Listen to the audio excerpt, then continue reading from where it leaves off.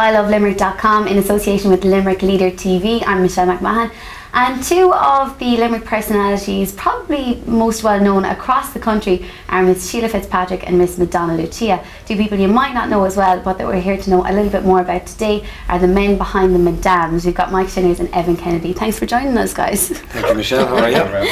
We're going to get to the ladies, the alter egos, in a bit, but we want to take it all back and know a little bit more about you guys. And I suppose gay culture in Limerick and growing up gay in Limerick. But when did the coming out process start for you guys?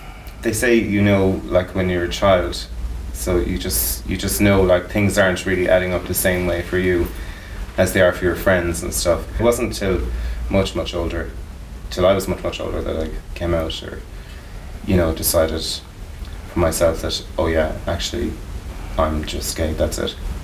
And what about yourself, Mike? I come from Patrickswell, it's just outside the city, but it's real country. So I was very late developing. I was going out with a girl for God 3 years before I finally came out.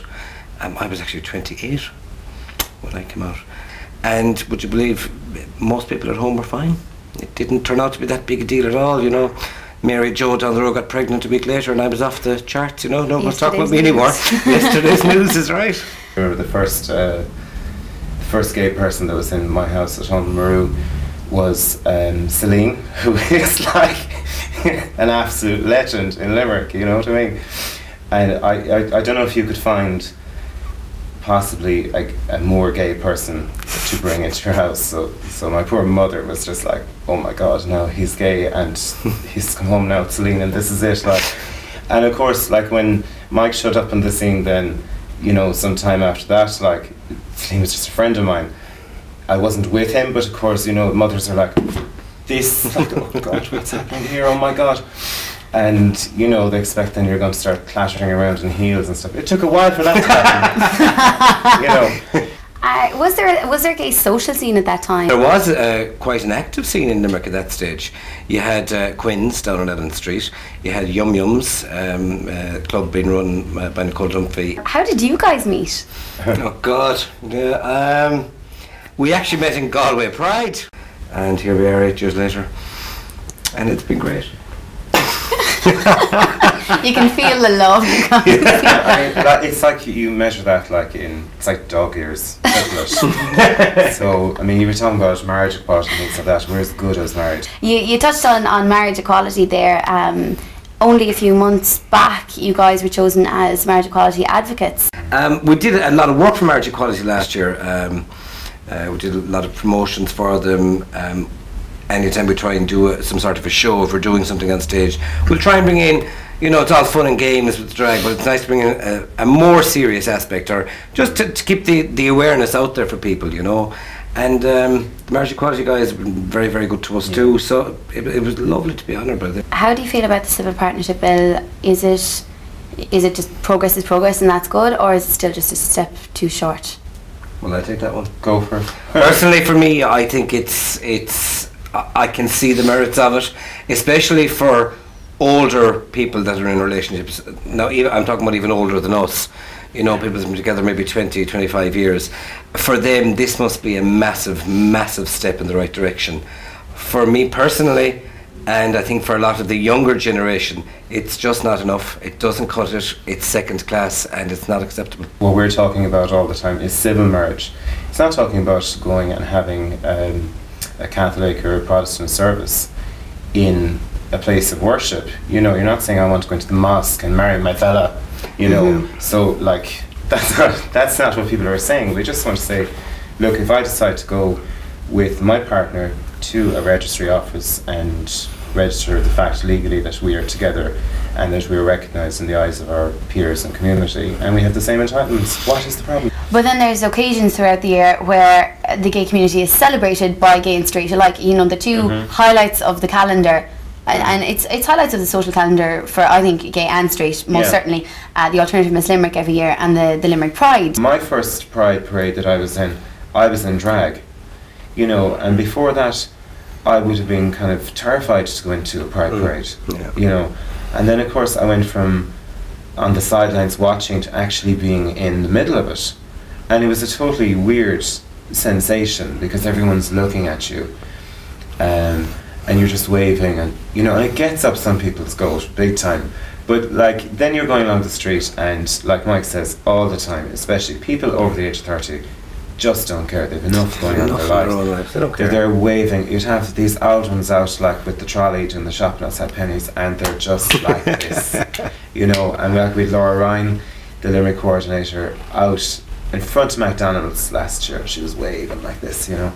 Gay Pride festival, it really brings everyone together. They weren't all gay. There's a mixture of everyone involved, and you know, I think that's a very important part of it. People think, oh, it's just a gay pride parade.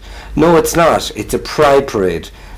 Gay, straight, it doesn't make a difference. Just get involved. It's parade, it's celebration. Exactly. It's not a march, you know. It's not. It's gone from that, its roots. It's become a celebration. The drag scene. How did you guys get involved in the first place? It was me, first of all.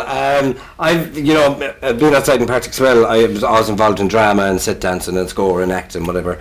And I remember I was out one night in Limerick, and I just happened to end up in Perry's Hotel for the Alternative Miss Limerick. This is back in 2002, and I was like, what's this about? Hadn't an absolute iota what was going on.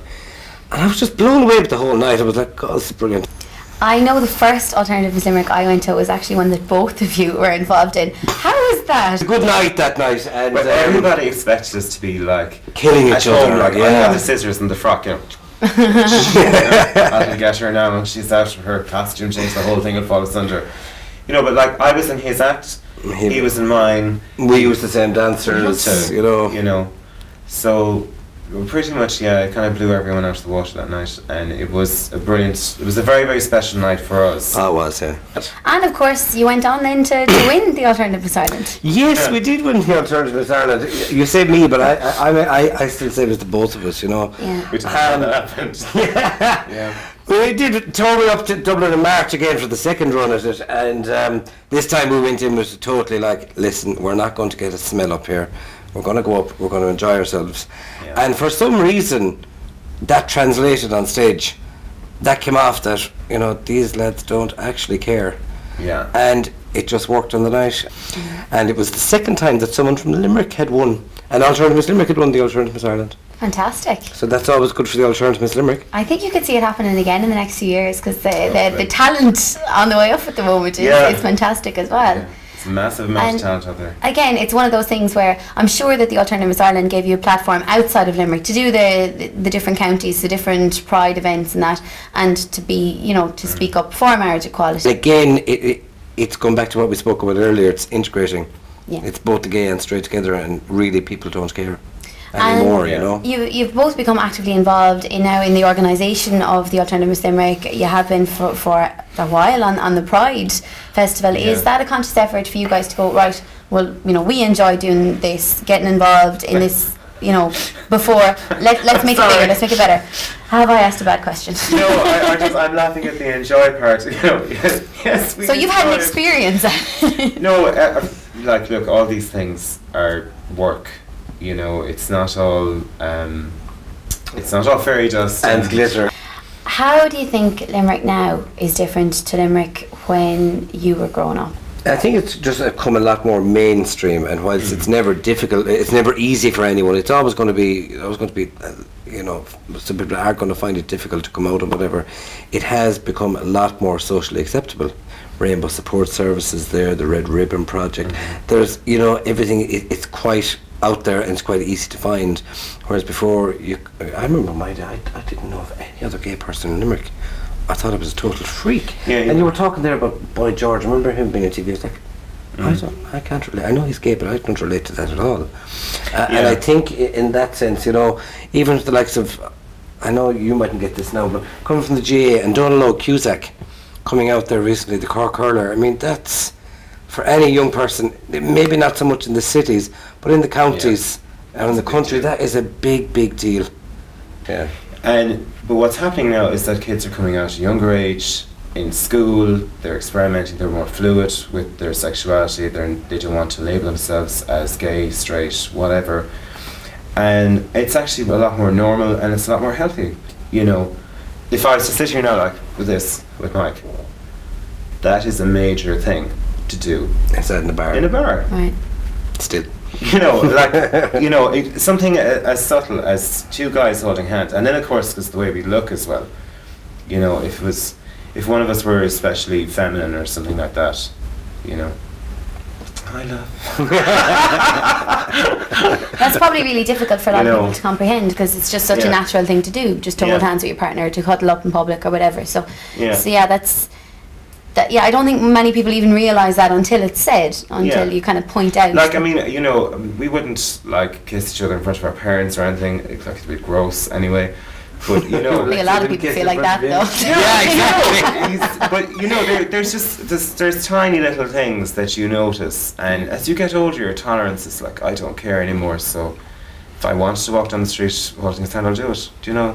So I don't care. maybe that's where things will improve for kids. Well, hopefully that's the road it's set to continue. And Mike, Evan, I think without doubt you can be considered role models. And thanks so much for taking the time to talk to us. Thank you, Michelle, thank for you having very us. much.